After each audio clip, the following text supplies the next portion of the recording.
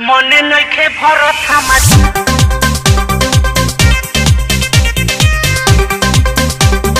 मने नइखे भरत हमार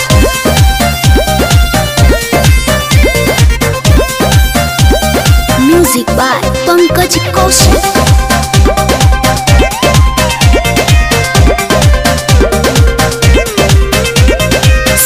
के मरद दिल में हरी के कीन हो कहिया लगिन हो अंगूरी पदीन हो।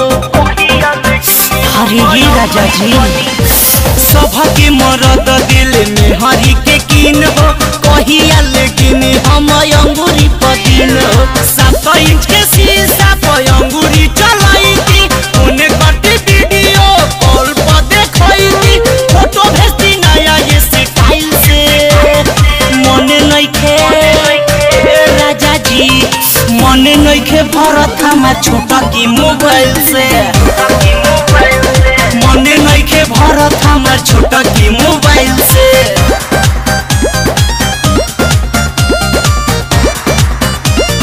मने नइखे भरत हमार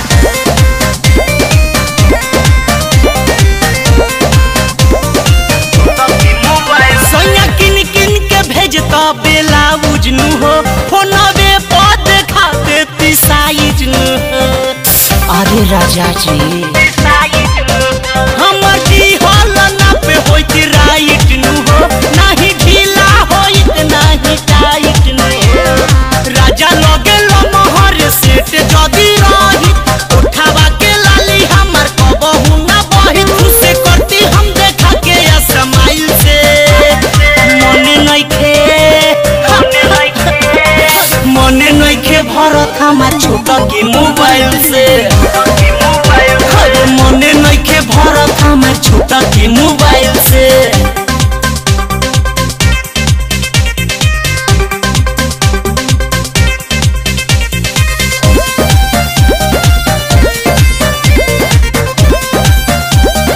मने नइखे भरत हमार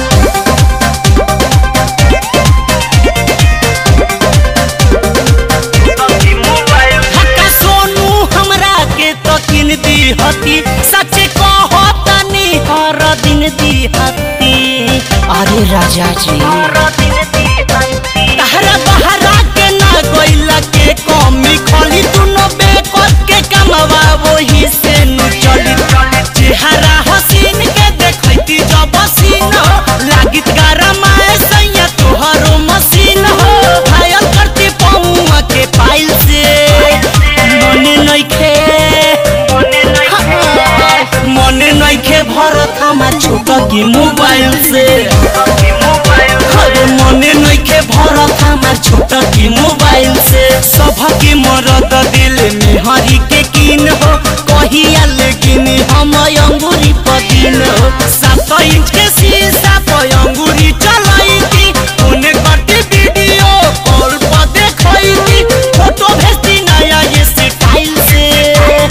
मने नइखे राजा जी मने नइखे भरत हमार छोटा की मोबाइल से। मने नइखे भरत हमार छोटा की मोबाइल